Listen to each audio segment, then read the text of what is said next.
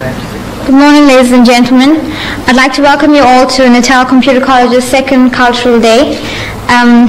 Thank you all for attending, and without much further ado, we'll commence to the first item, which is by the Muslim Students Association. Thank you, Madam MC. Assalamu alaikum wa rahmatullahi wa barakatuh. Peace and greetings to all of you in the name of Allah. The Muslim Student Association extends a warm and cordial welcome to our guest speaker, Mr. Ahmad, the staff and students of Natal Computer College. Mr. Deidat will be discussing the topic, the Quran and the computer. After his talk, students will be given the opportunity to ask Mr. Deidat any questions. Please feel free to ask him any questions whatsoever. Mr. Deidat.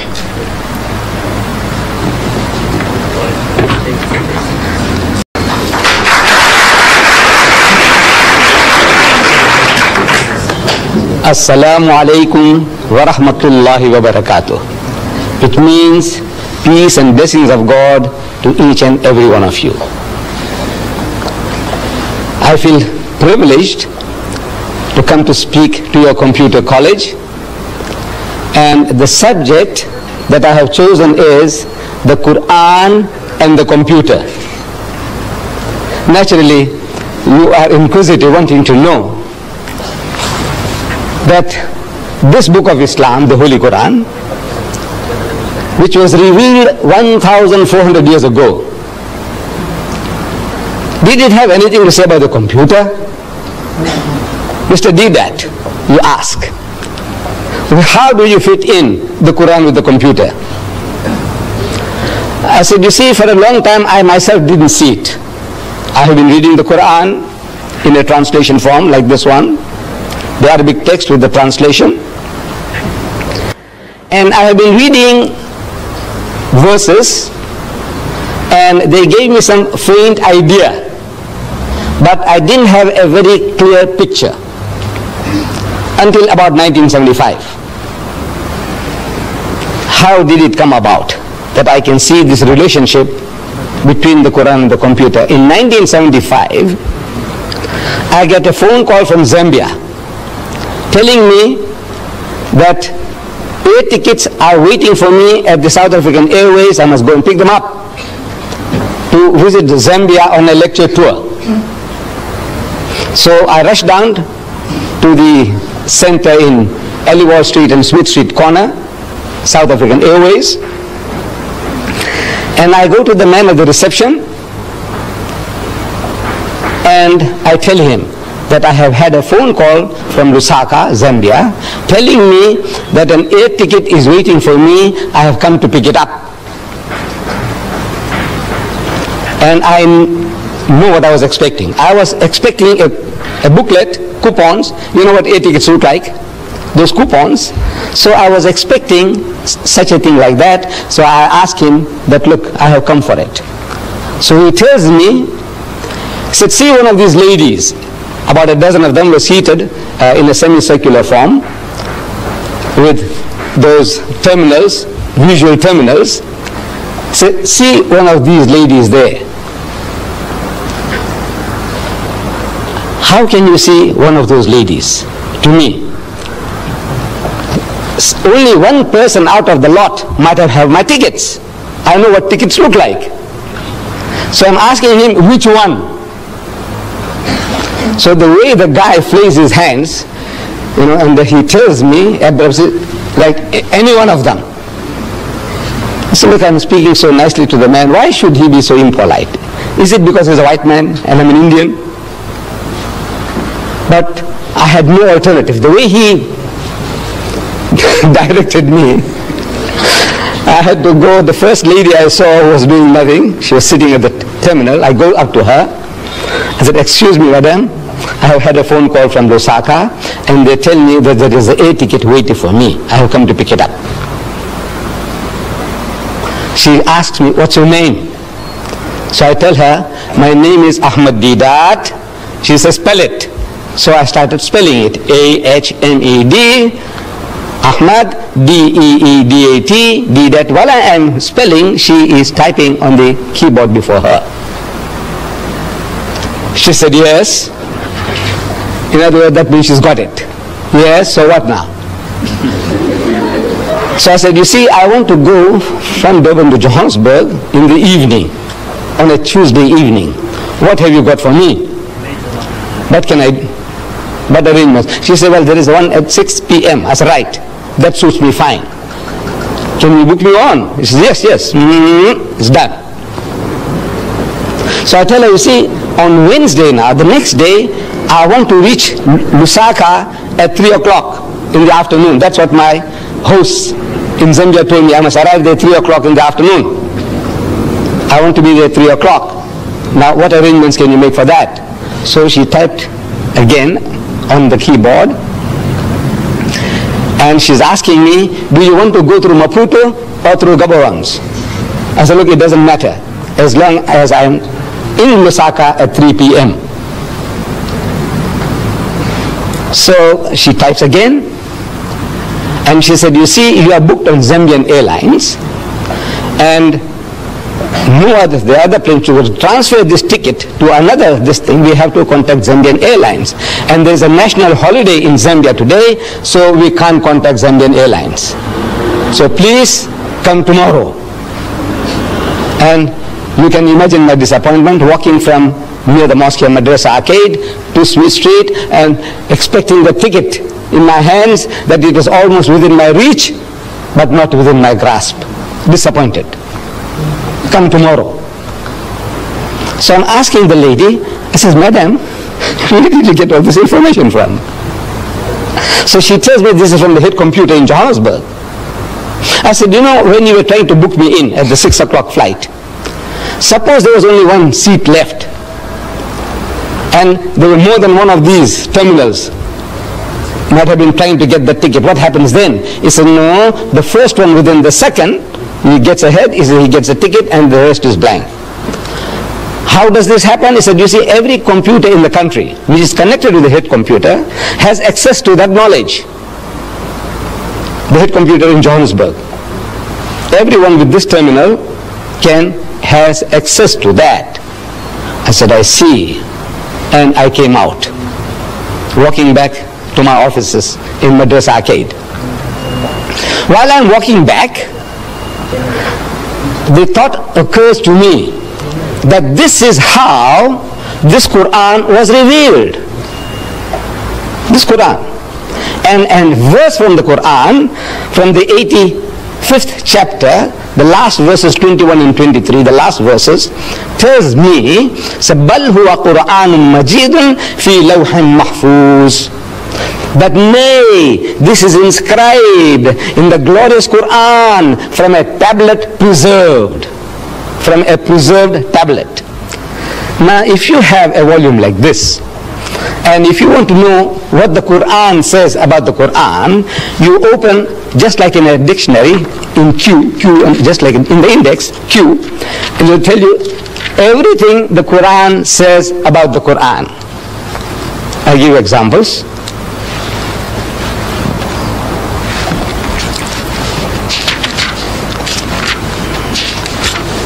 Quran.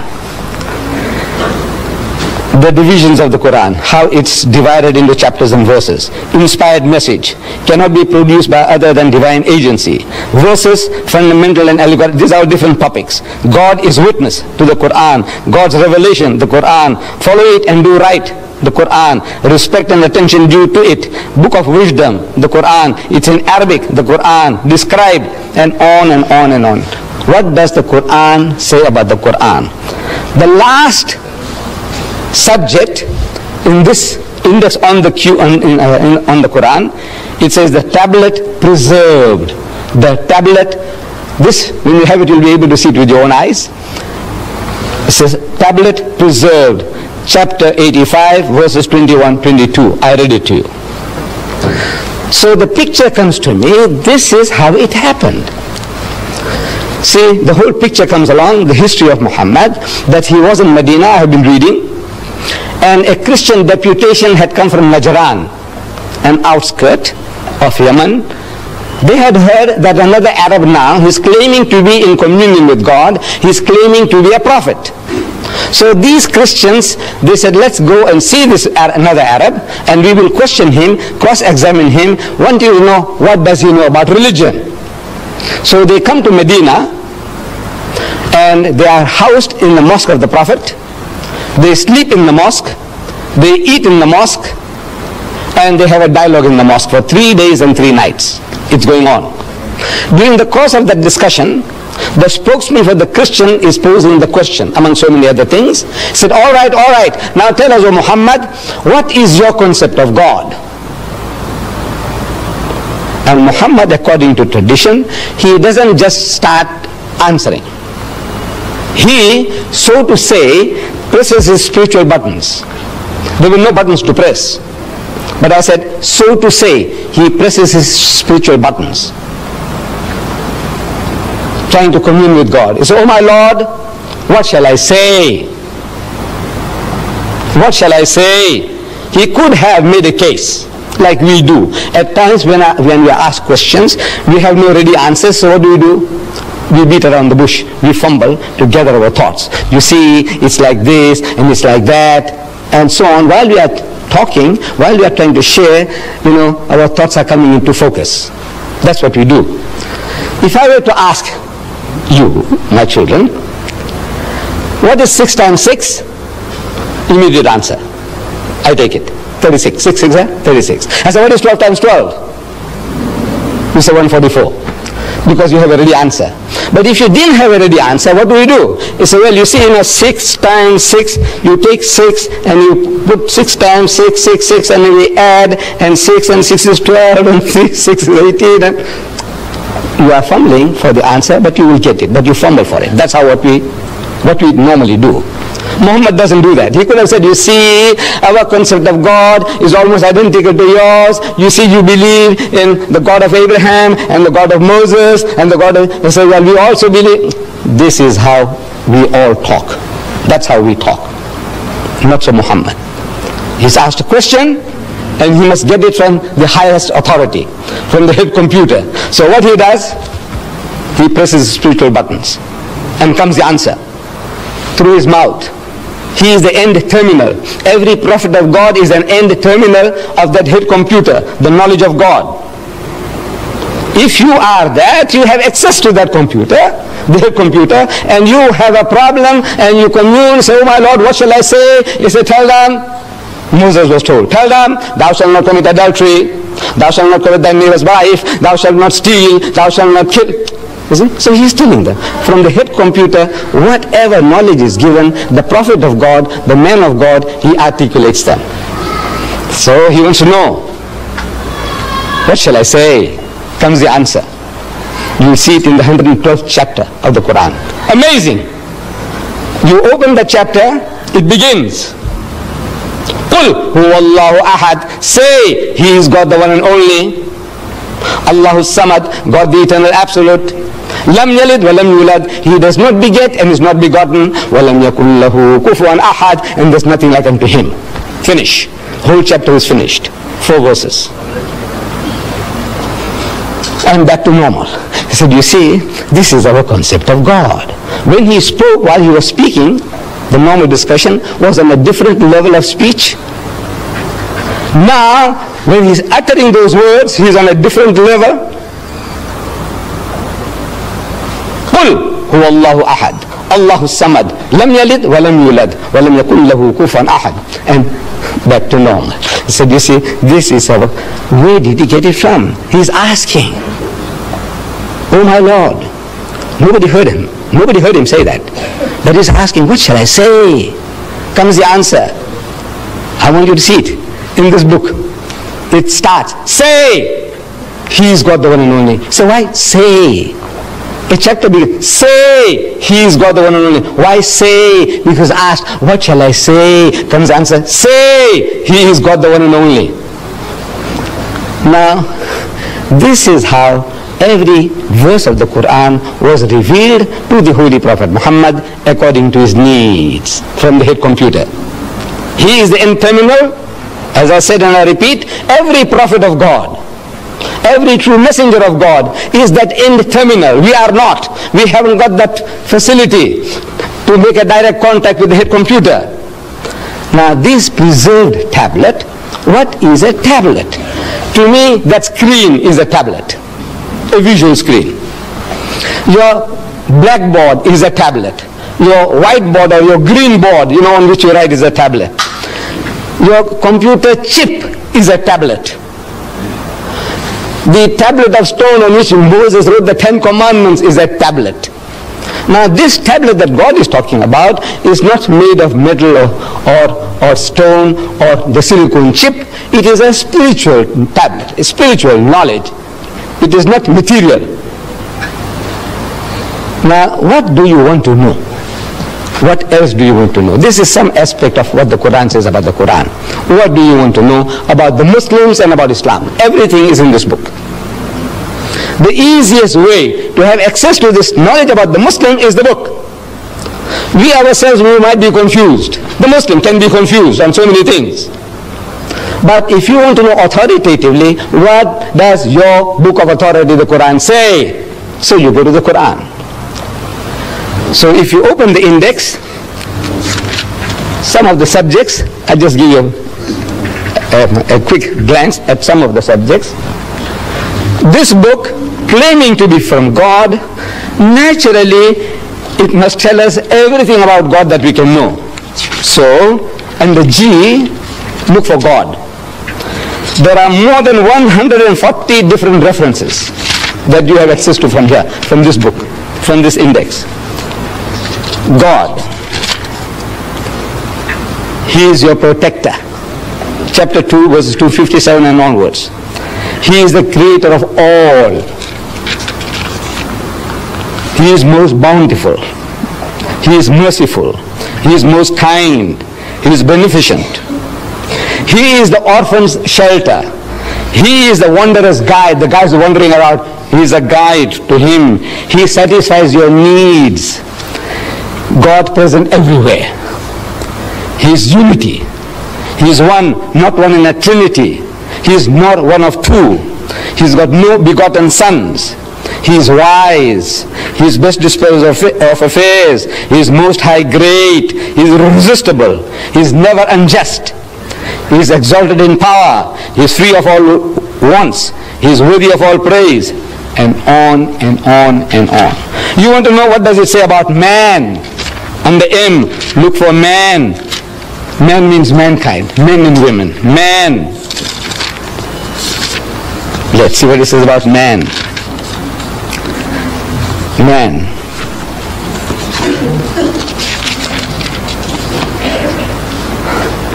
He is tested by God. He is being tested by God. In your behavior, what are you doing? How your mind is working? What you do? Things men covet. Things that men love most.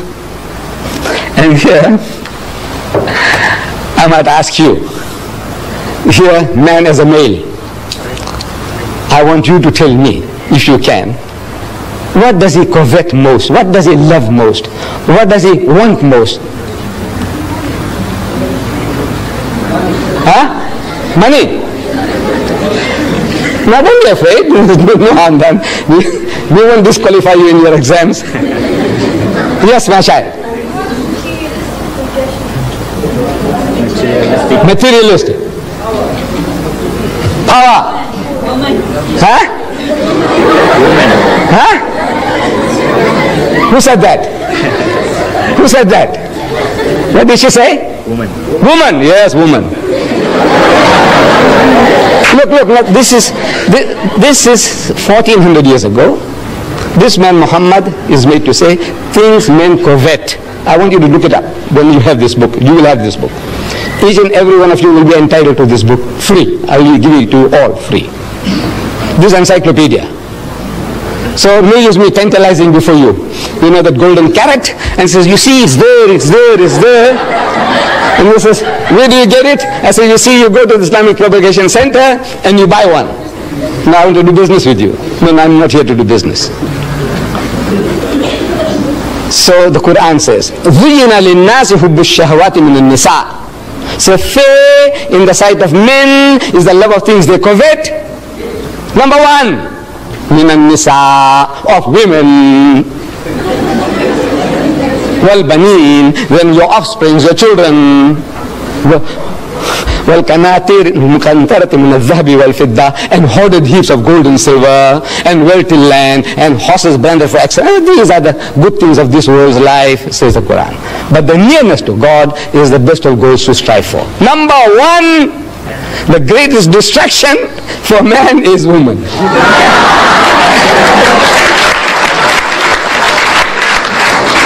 And I'm telling the Westerner, you see, look at the Westerner, he knows this better than us. The Westerner, he knows this.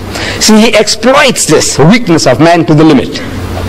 Lucien Motors in Smith Street, Durban, they advertise second-hand trucks. But on the trucks that they advertise, there's a woman in the bikini on top of the truck. G Knots, they were in Field Street before, they've gone to Notre Dame now. G Knots, they sell farm implements, but on the tractors that they advertise, there's a woman in the bikini on top of the tractor. I'm asking, what has a woman in the bikini got to do with a second-hand truck or with a tractor? Now you tell me. Except the man. You know, he will be enticed to read. He'll be enticed to read because of the woman in the bikini. He wants to know, now what about her? So he reads about the tractor, he reads about second-hand trucks because of the woman in the bikini. Then BMW has beaten the lot. It's a motor car, from my understanding, a little better than the Mercedes-Benz. I have had my Volkswagen Beetle 4 times over. You know, I had the first one, 120,000 miles I did, and then next one and next one. Now they don't produce them anymore, those Beetles, you know. Now I had to buy a Golf. First Golf finished, then I had to buy a second Golf, and I got my second or third one now. I'm still not in the market for a BMW. I don't know about you, Mr. Maharaj, Natal Computer College. So, but I see the advert in our daily news, our local paper. BMW motor car, advertised. A picture of the BMW motor car. In front of the motor car, there's a woman in the skimpiest of bikini, what you call the tanga, you know, the G-string.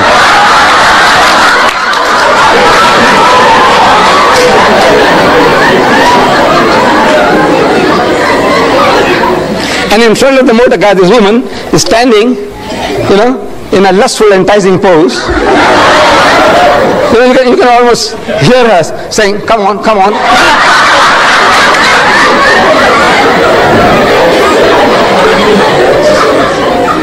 And it is written at the bottom, test drive her now. Who? The woman of the car. Who? Now you see what? I said I'm not in the market for it, but I had to read it. I had to read it. You blame me? I'm 73. Sorry, I've taken you off. Things men covet. You see it there. He's ungrateful. The ungrateful rich man. He is ever ungrateful. Leave out one to another. You know, we do some little favors for one another and we expect some kind of gratitude. Fidelity, faithfulness. One of our South African poets, he describes it very beautifully, the ingratitude of man. He says, fidelity, faithfulness, is said to be a human attribute which makes a modern gentleman distinguished from the brute. But that supreme fidelity, inborn in every hound, in every dog, which is the mark of man's best friend, in man is rarely found. This faithfulness, gratitude, the dog shows it. But mankind in general, the most ungrateful of people, one to another and to our Maker. If you are not grateful to our Creator, what is man to man? What? I give you this book, and I expect you to be, every time you say, Mr. Dida, thank you very much, you know, for that book. I expect that from you? No, I don't expect it. I should expect, because if I expect that, I'll be disappointed in mankind. I won't do anybody any good at any time. So look, these are all ungrateful riches. Let them go to hell. I said, no, that's not my job to send people to hell. I said, no, I must do my best. I don't expect any reward from anybody at any time. He is ungrateful. He is given to hasty deeds. Everything he does in a hurry, and then he regrets afterwards. And on and on and on. What do you want to know? You want to know about Jesus, open J. Everything about Jesus. You know about Moses, everything about Moses. You want to know about marriage in Islam and the M. You want to know about divorce in Islam and the D. What do you want to know? Everything on your fingertips. Now this book is yours. There is no bluff. You see, the only thing you have to do is collect these cards. These cards will be given out to you at the end of the talk. Each and every one is entitled to have a card. Only one, please. This card, you take it to 124 Queen Street, opposite the mosque in Queen Street. There's our Islamic television there in the window. Next door there is our shop there, also Islamic Vision, 124, 126, the address is given here. You go and present this, that's all. You give this card and they give you a book, this encyclopedia of 2,000 pages. How much? How much? Free. The only thing you have to do is take this little amount of trouble to go and give the card to get your book. Give your card, get your book. Now, what you do, suppose you take this card and before you go out, somebody tells you, man, you will get caught with this book. This book is going to capture your mind. It's going to enslave your mind. And if you get terrified, what you do? Tear it and throw it away. There's one book gone. Just tear it and throw it away. But you owe it to yourself. You owe it to yourself. There are in the world today 1,000 million Muslims. Just from the point of view of knowing how their minds are working, just from that point alone, you want to know what does his book say about what and what and what. The guy, the Muslim fellow who comes, you make an appointment, and the guy turns up late. Now, we are all, I don't know, most especially we black people, Indians, Africans, Coloreds, we are all, Muslim or non-Muslim, we are all not punctual. Generally, we are a very unpunctual people. We don't value time. But now if the Muslim fellow lets you down, you see, you have something to beat him with. And he can't fight back. You ask him, he says, you Muslim? He says, yes, I'm Muslim. He's very proud to say he's a Muslim, yes. And you're late? He said, well, he said, wait. You are going through a special training of punctuality. Once a year for 30 days, you are so punctual to the second, to the minute. In your fasting month, you fast? He said, yes. You fast? He said, yes. When you break your fast, when do you break your fast? Certain fixed time, right? He said, right. And you wait with the watch on your hands. Or in the mosque you wait for the muazzin to give the azans. Allah, immediately you break your fast. Right?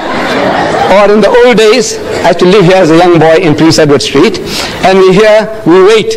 You see, when the azan, the time for the breaking of the fast, or the time for the evening prayer comes, they switch on the light of the minaret. And the children are waiting in all the street corners. They watch for the light. And they start shouting all over. We used to hear those days. It says, Batti Silgi, Roja Choro. He says, the light is on, break the fast. Light is on, break the fast. And everybody starts. Straight away. No wasting of a second. Right? For 30 days you did it. To the second. And you can't meet an appointment. You are the fittest guys in the world for appointments. For punctuality. That's what you are trained for. And you give it to him. You find a guy eating pork chops. You may say, you Muslim? He says, yeah. He says, I thought your book says you can't eat the pig. He said, no, this is ham. Oh, said, look now what you're talking about. That's a pig, man, piece of pig. Call it ham, call it bacon, call it Vienna sausages. It's pig. Tell him so. So, can you see now, if you just know, it puts you on a better wicket. And I want to put each and every one of you on a better wicket to put the guy right. My Muslim brothers and my children. Put them right. And you will get pleasure in it. Because, by God, because you are not creating offense. You say, look, this is your teaching, Mr. Deedat. This is your teaching. So, this is what I'm offering to you. This book it's a book of ornamental for you from the knowledge point of view, the psychology of man, about religion in general. You want to know about karma. Have you heard the word karma? Yes. There's a Hindu term, karma, the law of cause and effect. The law of cause and effect. That every action has a reaction. Beautiful. We believe in that. Everything you do, it has its repercussions. Karma. You want to know about karma? Open K. In this book. And you say about karma. You know about lingam. I don't know whether you know, but under L, you'll find lingam. There. In this book, believe me, in this Quran, what do you want to know? So you owe it to yourself that you take this little trouble of carrying this card and going along and reading it for this book, absolutely free of charge. Now, my dear children, Mr. Chairman and the lady here, I leave myself open to questions, any questions. You can ask any questions. Even criticism will be welcome. I assure you, my children. This old man can take it. I am yours. Yeah.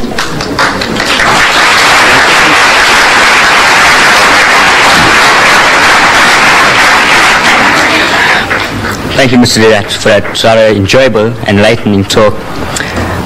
Please feel free to ask Mr. Deidat any questions whatsoever.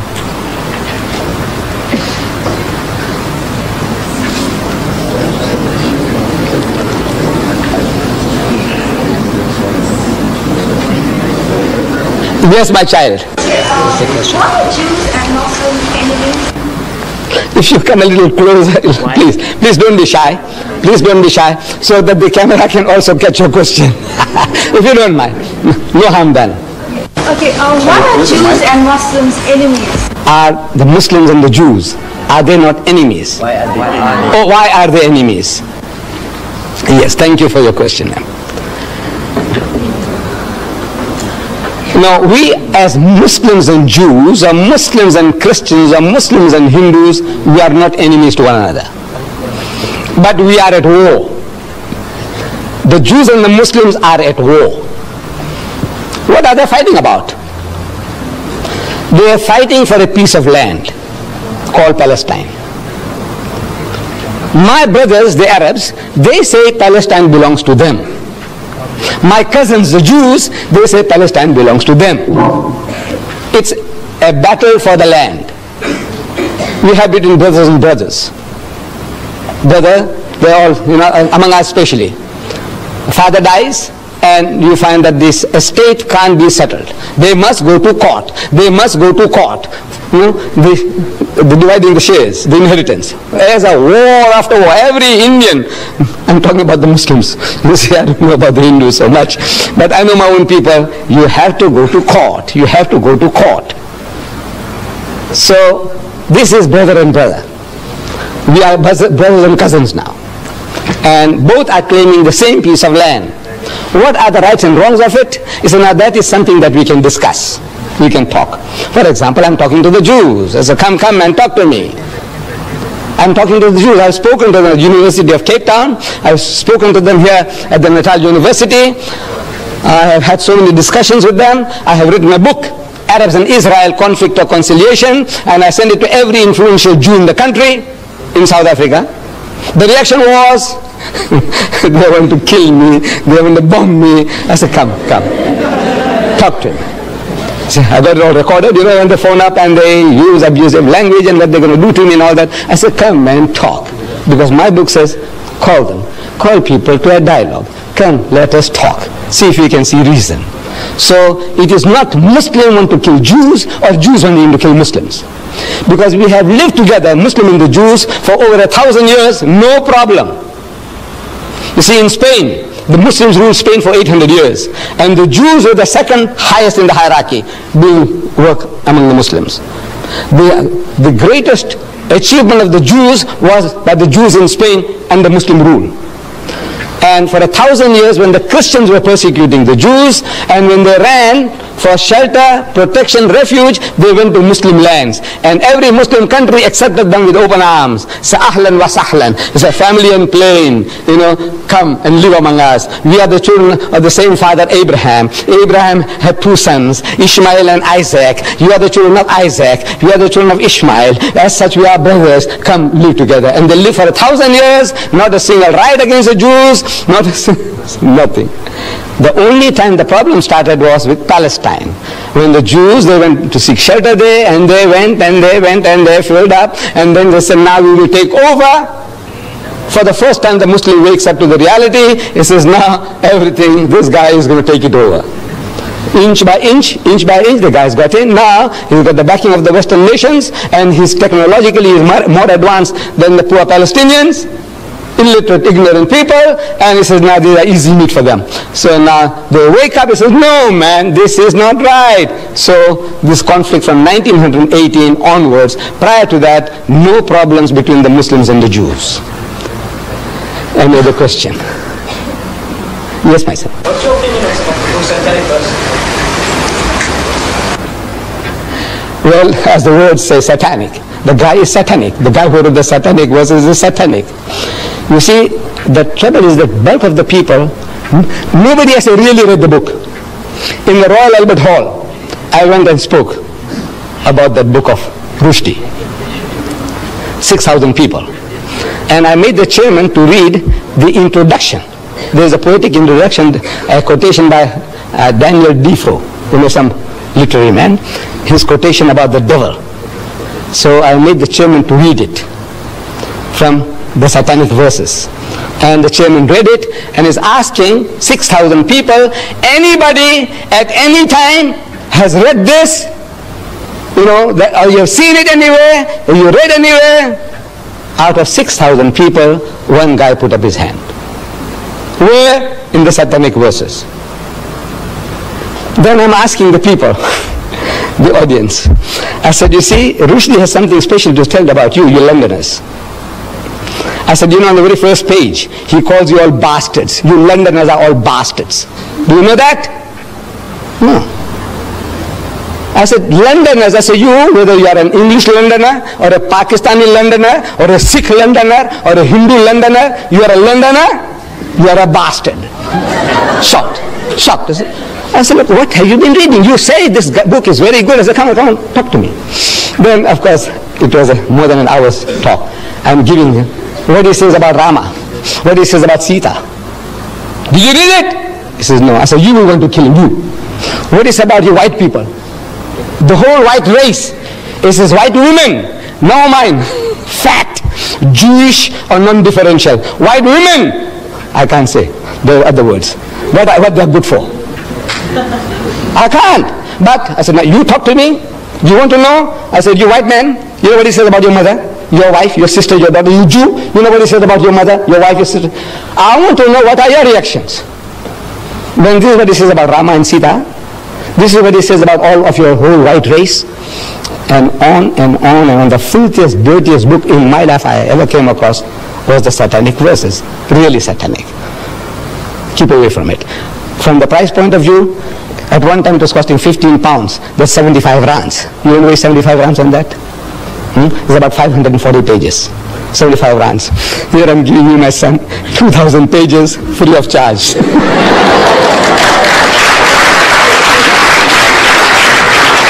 Yes. Deidat, just a while ago, you told me that Allah is very merciful and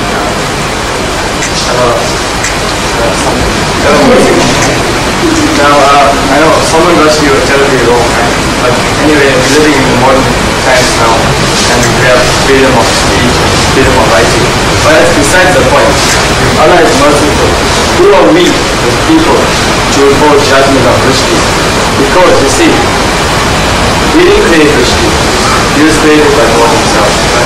And who are we to formulate opinions and impose death sentences upon when we have God himself to decide? Now, if Allah is merciful, why can't we be merciful? Beautiful. Beautiful. I'm a Hindu student, right? And my scriptures teach you to be obedient, merciful, and sympathetic to other beings. Now, we must sympathize with Rushdie. We understand he has a problem, but we're not in a position to impose death sentences upon him as a late Ayatollah Khomeini did. Now, I appeal to the Muslim people and Muslims in general to forgive Rushdie and give him a break and allow him to apologize and take back his case.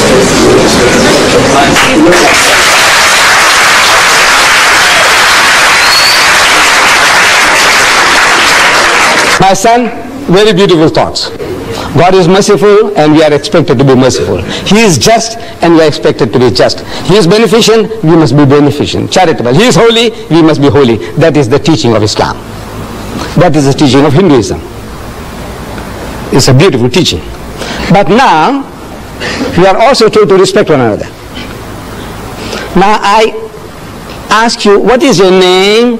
So you tell me, I'm Mr. So-and-so, Naidu, Padyachi, or Mudli, or Govanda, whatever.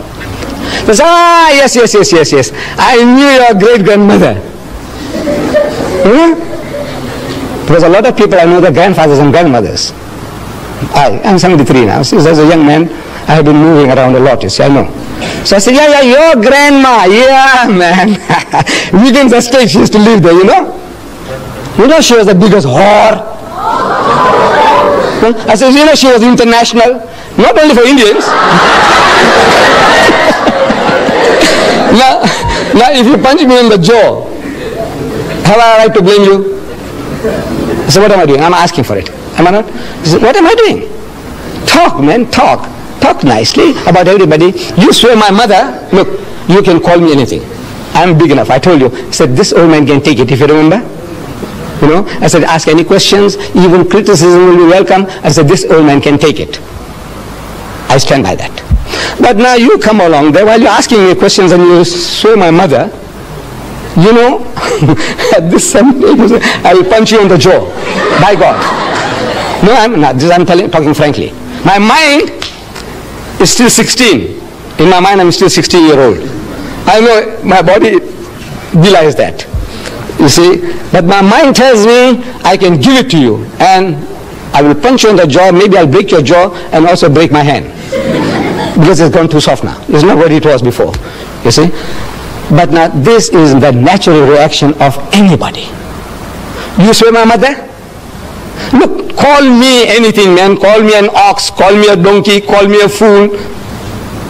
I can tolerate you. But leave my mother out of the picture. You understand? Don't talk about my mother. Don't talk about my wife. Don't talk about my daughter. Now there I'm going to go berserk. You blame me for that? You see, the Western law, beautiful. It protects the living. If I call your mother a whore, your mother has a right to take me to court. Did you know that? She has a right to take me to court for besmirching her fair name. I call her a whore. I must go and prove it. In the house of Islam, as a Muslim, in a Muslim country, if I call your mother a whore, I must produce 4 witnesses to prove it. That I saw her actually committing adultery. Not one, I saw another 3 witnesses. We all are eyewitnesses. And all the witnesses, you know, if they have to come to testify against your mom, they'll have to be consistent in their evidence and the cross-examination. If one of them fails, all the 4 will get 80 lashes each. You besmirch the fair name of a lady? Now, that is Islamic law, Western law, law of defamation. You say something about a living person, that person has a right to take you to court. That you know. But you see, Western law doesn't protect the dead. Your mother is dead, and I call her a whore. And I'm a big bully. I have a big gang behind me. I say, go on, do what you like. What can you do? What can you do? Nothing. You're helpless. Because the law doesn't protect this. And look, then now you must bring your mother out of the grave to come and say, look, I was not a whore, which we can't do. So the stigma sticks.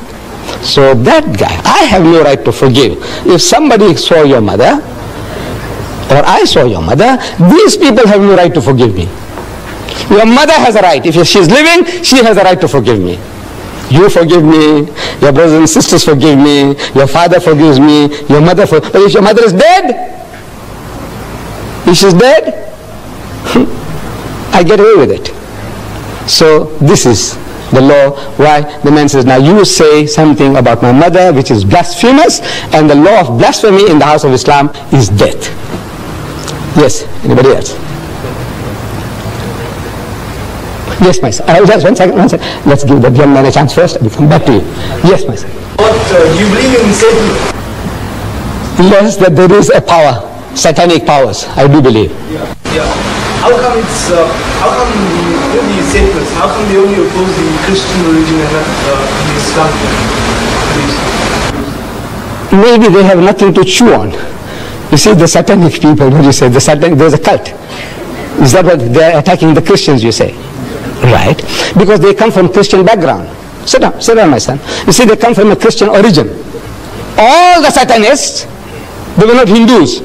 before they became Satanists. They were not Muslims before they became Satanists. What were they? The background, Christianity. So in other words, they come from that background, they know more about their background, so they attack that background. I think that is the answer. Why would they want to attack the Christians and not the Hindus, not the Buddhists, not the Muslims? Why? I said, no, they have no knowledge about Buddhism, Hinduism, Islam. They have no knowledge, but they have knowledge about Christianity, so they can play on that. I think that is the reason.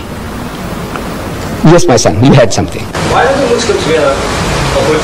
Why do they wear a topi or whatever you want to call it? This is, from the religious point of view, in our relationships with God, it's not a necessity. This is not a necessity. But in society, we need an identity. Suppose I meet you in the street, I might think that maybe he's a Tamilian, and if I knew how to say good morning to you in Tamil, I would have said it. Otherwise, now I'm at a loss. The other guy, like me, who looks like me, the Banya, they are my cousins. You see, we are the same race. Banyas and me, I am a Gujarati Muslim. The Banyas are Gujarati Hindus. In our complexions, we are the same. The Banya Hindu and the Banya Muslim is the same. We also have the same surnames, if you know. Muslim Patel, Banya Patel. Muslim Desai, Banya Desai. Muslim Bhula, Banya Bhula. I'm sure you have come across. Right. So what is all this? No, actually we are one people. Now when I see the man in Grey Street, I'm telling you, frankly, I pass the people in Grey Street and a lot of people, they smile at me. Now I don't know whether the guy is a Banya Hindu or a Banya Muslim. I don't know. So I also smile. Because I can't make out. Because I keep on seeing them, the face becomes familiar, as if I know the guy. But now what shall I say? Shall I say Namaste? Shall I say Ram Ram? Shall I say Assalamu Alaikum? I said, what shall I say? So because I'm not sure, I also give a big smile. Now in the West, my people now, because of this problem, they start saying hi, hi, you know, you're 100% okay, you know, hi, you can't say salam babu, salam bhaiya, or you can't say, you say hi becomes universal. So we wouldn't like to lose our culture and tradition. I like to wish you, my son, whether you are an African Muslim, I say assalamu alaikum. If I see you are an Indian, I say assalamu alaikum. Anybody, I go to China, I see somebody, I say assalamu alaikum. And that's an open door for us. So as soon as you say assalamu alaikum, I go to a strange place, Hong Kong. I've been there, Hong Kong, Singapore. And you see anybody say assalamu alaikum, I say, you know, I come from South Africa. I would, where is the mosque? I say, come, I will take you. Otherwise, I'm asking, excuse me, where's the mosque? So what's that? I don't know, I'm like a fish. If I recognize somebody, immediately assalamu alaikum, and his heart and home are open for me. It's like an open sesame, you know, this headgear. So I said, now, for the purpose of recognition that I may wish people, I want my children and my people to have an identity. That, you know, we can wish you assalamu alaikum, it's wa alaikum salam, and immediately it's a bond is created, immediately. I give an example in the tubes in London. I've been sitting so many times, a man across from me, you know, sitting face to face, in the train, in the tubes. And you dare not open your mouth. You don't know how to start. He says, excuse me, where you come? Look, among us, it's so easy. By God, it's so easy. If I say, assalamu alaikum wa rahmatullah, so where you come from? So he tells me, well, I come from certain place. Says, I come from South Africa. So where? Where from South Africa? He says, Durban. I said, what do you mean Durban? I come from Durban and I haven't seen you. He said, no, I live here in Springfield like this, like that. Immediate bond. Where you come from? Pakistan. I said, you know, I was also in Pakistan for 3 years. You know, I was in bond, immediate bond. But now, the other guy, because they're not used to that, as soon as I ask, he say, where you come from? He said, well, that's your business. Is that your business? The other guy, I can ask him immediately, our culture. He said, are you married? This young fellow here. He said, no. I said, well, what's wrong with you? Huh? Come on, I'll show you now. There's Mr. Didat's daughter. No, this is our culture. Are you married? Yes. And the children? Look, this is to us like we are all open book to everybody. We want to know, we want you to know everything about me, and I want to know everything about you. And this does it when I know that this is our cultural background. I can talk to you more freely. Otherwise, I'm afraid. If as soon as I ask you some question, you say, what are you from the inspector? Receiver of revenue? What is it? Yes. Yes, lady. Yes. Why don't females go to mosque? Yes. Why don't females to the mosque? Yes. You see, the mosque, the obligation to pray in the house of Islam is on everybody, male and female. We are all obligated. Fasting, same. Pilgrimage, everything that the man does, the woman does. Everything, same. But there is what is called a segregation of the sexes in the house of Islam. Like among the Africans, it's a shamipa. Respect for womanhood. So the man comes along into the kraal, the men go with the men, and the women go with the women. Now in our culture, it's the same. There is what is called a segregation of the sexes. Men and women are not allowed to freely intermingle. So in the absence of a separate facility in the mosque, where they can come into the mosque without intermingling with men, they pray at home. But now in the mosques in South Africa, provisions are being made. Where you have a separate entrance for the ladies, separate ablution facility for washing, toilets, everything separate. They are in the mosque, yet out of the mosque. In other words, what is forbidden is free intermingling.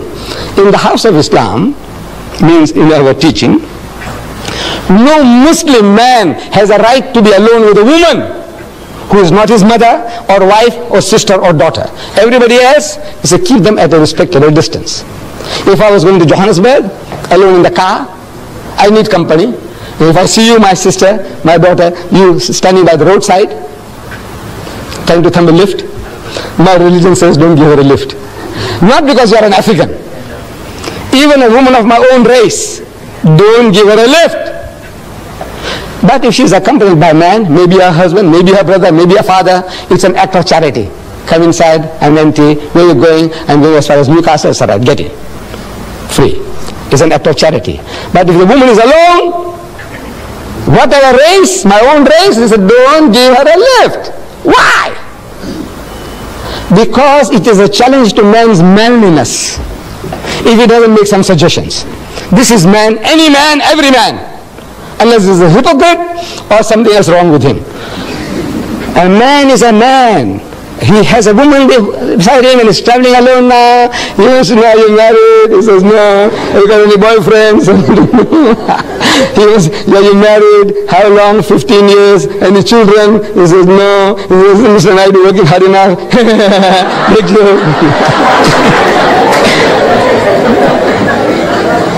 This is man, any man. See, every man is like that.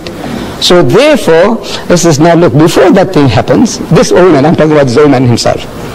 Look, before that happens, you see now, you are nice and jovial, you are smiling, I say some small joke and you laugh like hell, in the car. To me, this woman is game. She is fair meat. This is man, any man, every man. So, Islam says, keep him at arm's length. I must keep you respectfully at a distance, and you keep me at a respectable distance. This is the reason there is no free intermingling of the sexes. Yes. Yes, my son. Deirdre, with all due respect to your religion, may I know what is the purpose of circumcision? Because I mean, ain't now. If I were to join your Muslim sect as such, and that hurts. Right. Agreed. The young man wants to know about circumcision. I know that is the biggest barrier, in we getting converts. The man says, man, I agree with you, everything is fine, I said, look, man, you mustn't eat the pig. He said, but what's wrong, man? Pork? I said, well, I'll reason with you. He said, well, I can see your point. I said, look, you mustn't drink. He said, but uncle, a little nip or a tot, man. I said, look, my son, these are the dangers. He said, well, I can see your point. I said, no, don't be promiscuous. Don't go along and dance with other people's wives and daughters. And I said, but what's wrong, uncle? I said, look, I will reason with you. And he says, uncle, I see your point of view. But now, you agree with everything. And I said, now, circumcision. That's hard. So now I said, now what is this? I said, my son, this is for your own benefit. Look, now I'm talking about yesterday, the day before yesterday, it was in our local paper. Cancer, the cervix in women. which is a killer among women. Cancer of the womb is a killer of women. 85% of all women who suffer from cancer of the womb are wives of uncircumcised husbands. Problem. I went to the RK Khan hospital some years ago. I had a problem. And I'm sleeping there on the bed. So this is our culture. See, say you, what are you here for? What you here for? What's your problem? What's your name, Mr. Reddy? So he tells me, so uncle, it's, you know, it's like this, like that. And what? He says, problem with the foreskin, circumcision. Next to me is a young boy, schoolboy. I said, what's wrong with you? He said, no, nothing wrong with me. I said, no, I want to know what brings you here.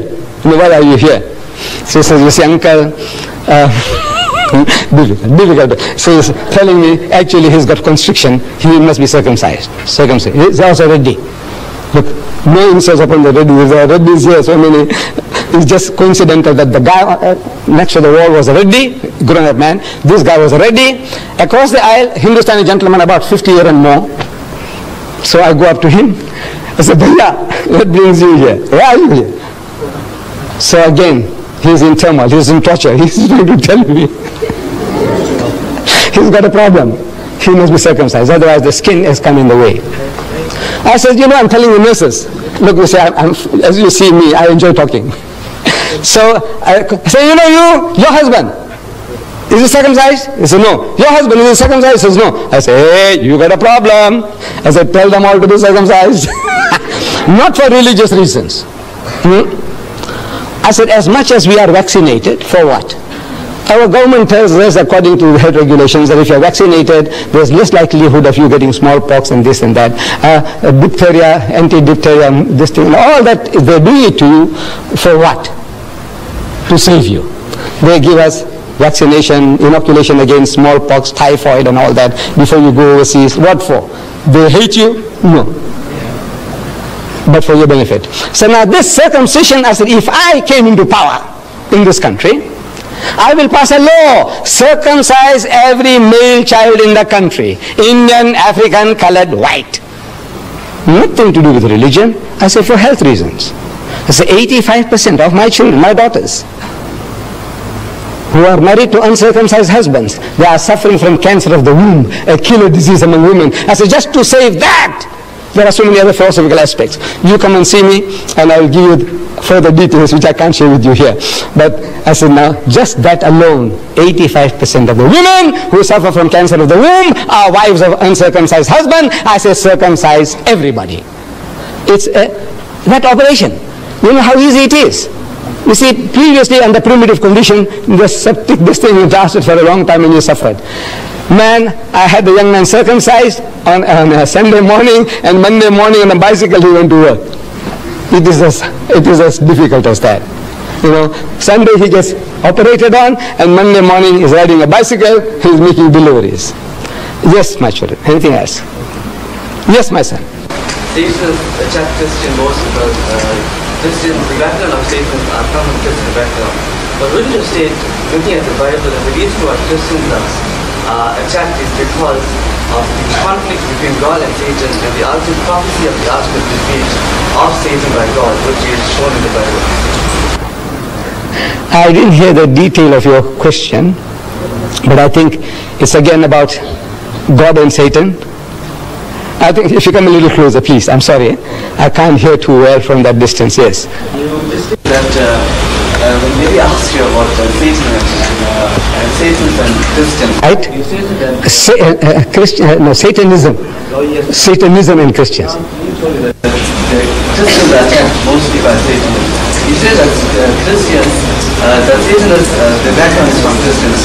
But looking at the Bible, wouldn't you state that the reason which it seems better looking at the Bible is that God and Satan always were in conflict with each other, and there was a prophecy that Satan would be ultimately defeated by God. Wouldn't you say that is the reason why Satan is anti-Christian? I don't know really Satanism, what is the philosophy, why they are out to promote Satanism.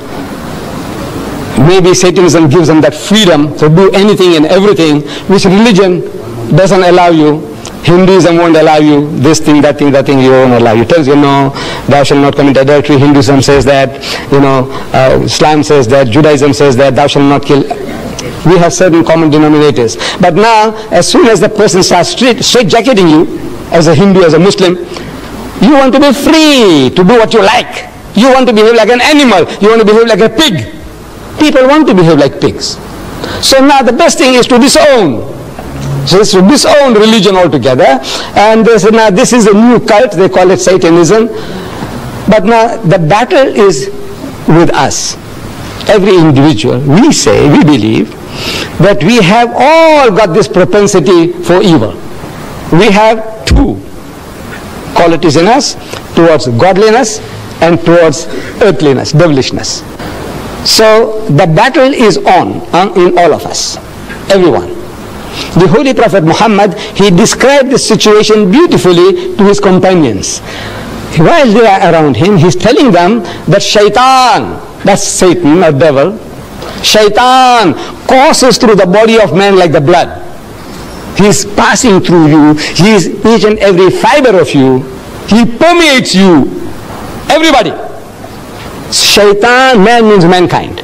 Shaitan courses through the body of man like the blood. It's imperceptible. It's there. Your blood is moving and going and doing the job without you feeling that the heart is pumping and now supplying blood to the brain to allow me to think. Without that I can't think. But all this is all automatic. Similarly, this evil propensity also in man is permeating him like the blood. Everybody. Muhammad says yes, everybody. He said, what about you? See, they had the right to ask questions. You too. He says, me too. But mine is under control. Only difference is that the temptations are there, everybody, unless there's something wrong with you. You remember I described before? Something wrong with you. You are impotent or you are lunatic. Those are different matters. But otherwise, everyone, we have these propensities and the battle is on. And we are to overcome those evil propensities. You say, the devil, the devil. You go and steal and you blame the devil. You go and rape and murder and you blame the devil. I want to know whether the devil came to you with horns, with a tail, with a barbed hook, with a ruddy complexion, and he told you to go and rape that woman. Did he? No. What is this devil you're talking about? It's you yourself. You are that devil. You are that Satan. But now very easy to pass the buck, blame some other guy. He told me to do this. And who told you? Did you see him? Did he whisper in your ears? What did he say? Did he speak to you in English or Zulu? That's Satan you're talking about. What did he tell you? In Tamil? What did he tell you? So this is like good thing, passing the buck. The thing is, it's with you, in me, in you, in me, and we are to give battle to these forces through the guidance of God. Whatever God tells us, he says, no, I shall not do it, I'm programmed. So we are shown the two broad highways according to the Quran, two broad highways, one leading to salvation and the other leading to hell. The choice is yours, and you have the freedom of choice. That will, freedom of will is given to you. You make your choice and you make your decision, and therefore you are accountable. You will have to pay for it. You might get away here, but not in the hereafter. Yes. You want me to continue? Yes. Since if you have any more questions, I'm here. You have had enough. All right.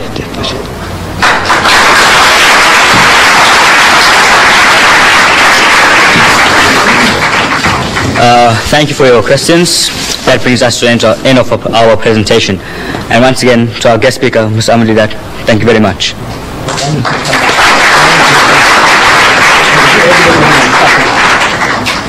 Thank you, Ms. Deidat, for a very enlightening and interesting speech.